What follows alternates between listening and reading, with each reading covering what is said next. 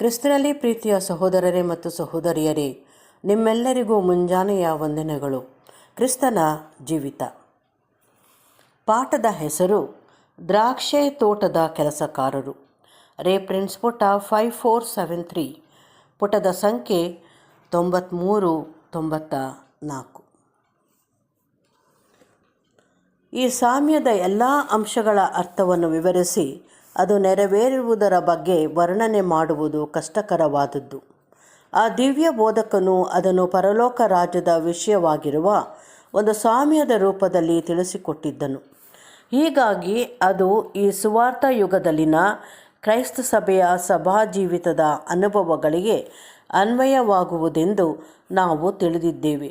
ನಾವೇನಾದರೂ ಇದನ್ನು ಈ ಸುವಾರ್ಥ ಯುಗದಲ್ಲಿನ ವಿವಿಧ ಕಾಲಮಾನಗಳ ನಡುವಿನ ಮಧ್ಯಂತರದ ಕಾಲಗಳಿಗೆ ಅನ್ವಯ ಮಾಡಿದ್ದೆಯಾದಲ್ಲಿ ನಾವು ತೊಂದರೆಗೊಳಗಾಗುತ್ತೇವೆ. ಯಾಕೆಂದರೆ ಈ ಸುವಾರ್ಥ ಯುಗದ ಆದಿಯಲ್ಲಿ ಕರೆಯಲ್ಪಟ್ಟ ಅಪೊಸ್ತಲರು ಹಾಗೂ ಇತರರು ಈ ಕಾಲಾವಧಿಯ ಪೂರ್ಣವಾಗಿ ಜೀವಿಸಿ ದುಡಿಮೆ ಮಾಡಿರಲಿಲ್ಲ. ಅಲ್ಲದೆ ಇದನ್ನು ಹೀಗೆ ಅನ್ವಯ ಮಾಡಿದ್ದೆಯಾದಲ್ಲಿ ನಮಗೆ ಈ ಸುವಾರ್ಥ ಕಾಲದ ಪ್ರಾರಂಭದಲ್ಲಿದ್ದವರಿಗೆ ಮಾತ್ರ ಪ್ರತಿಫಲದ ವಿಷಯವಾಗಿ ಖಚಿತವಾದ ವಾಗ್ದಾನ ಮಾಡಲ್ಪಟ್ಟಿದ್ದು, ಇತರರೆಲ್ಲರಿಗೂ ಕೇವಲ ತಮಗೆ ಸರಿಯಾದದ್ದನ್ನು ಪಡಕೊಳ್ಳುವರೆಂಬ ಭರವಸೆ ಮಾತ್ರ ಕೊಡಲ್ಪಟ್ಟಿತೆಂಬ ಪ್ರಸ್ತಾವನೆಯು ನಮಗೆ ಎದುರಾಗುತ್ತದೆ. ಈ ಸಾಮ್ಯದ ಅರ್ಥ ವಿವರಣೆ ಮಾಡುವಲ್ಲಿ ಬರುವ ಮತ್ತೊಂದು ಸಮಸ್ಯೆಯೆಂದರೆ, ಮೊದಲು ಕರೆಯಲ್ಪಟ್ಟು ಕಡೆಯಲ್ಲಿ ಕೂಲಿ ಪಡೆದವರ ಗುಣಗುಟ್ಟುವಿಕೆಯನ್ನು ಹೇಗೆ ಅನ್ವಯ ಮಾಡಿ ವ್ಯಾಖ್ಯಾನಿಸಿರಬಹುದೆಂದು.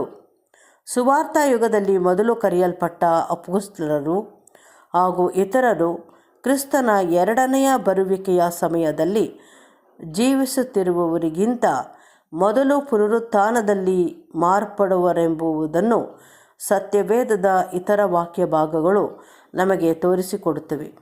ಕ್ರಿಸ್ತನು ಸತ್ತವರು ಮೊದಲು ಎದ್ದು ಬರುವರೆಂದು ಮತ್ತು ನಂತರದಲ್ಲಿ ಜೀವದಿಂದಿರುವ ನಾವು ಮಾರ್ಪಡುವೆವೆಂದು ಭಕ್ತನಾದ ಪೌಲನು ಪ್ರಕಟ ಮಾಡಿ ಹೇಳಿರುತ್ತಾನೆ.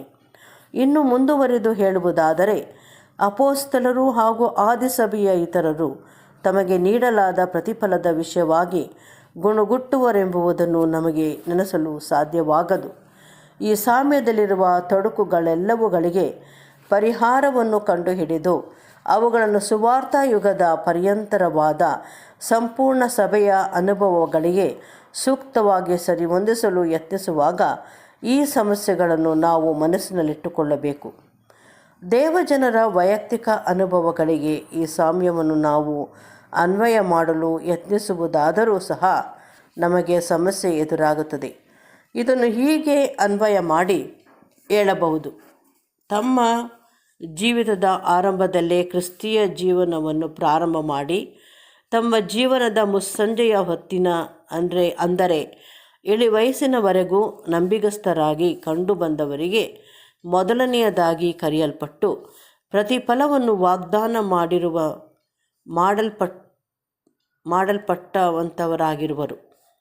ಇತರರು ತಮ್ಮ ಜೀವಿತ ಅವಧಿಯ ನಂತರದ ಕಾಲದಲ್ಲಿ ಬಂದವರಾಗಿ ಕರ್ತನ ಧ್ಯೇಯ ಉದ್ದೇಶಗಳ ವಿಷಯವಾದ ಸೇವೆಯಲ್ಲಿ ತಮ್ಮ ಸಮಯ, ಶಕ್ತಿ, ಸಾಮರ್ಥ್ಯ, ಪ್ರತಿಭೆಯ ಕೇವಲ ಒಂದು ಭಾಗವನ್ನು ಮಾತ್ರ ತೊಡಗಿಸಿಕೊಂಡಂಥವರಿಗೆ ಸರಿ ಬೀಳುವುದು.